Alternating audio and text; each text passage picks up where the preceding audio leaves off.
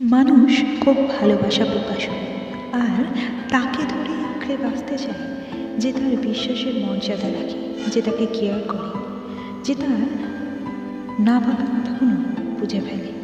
মানুষটা যেরকম হোক না কেন, সারা জীবন সাথে চলার কথা না বলে সত্যিকারে যদি সাথ দেয়, সেটাই আসল ভালোবাসা, সেটাই আসল সম্পর্ক। কারণ ঠকানোর মানুষ প্রচুর পাবে, কিন্তু আগলে রাখার মানুষ খুব কমই পাবে। যত্ন বলতে বোঝায় যেখানে হারিয়ে যাবার কোনো ভয় নেই, আর যেই মানুষের কাছে বিশ্বাস, সম্মান, কেয়ারিং পাবে, মানুষ সেখানেই আটকে যাবে, সেখান থেকে বেরোতে পারবে না।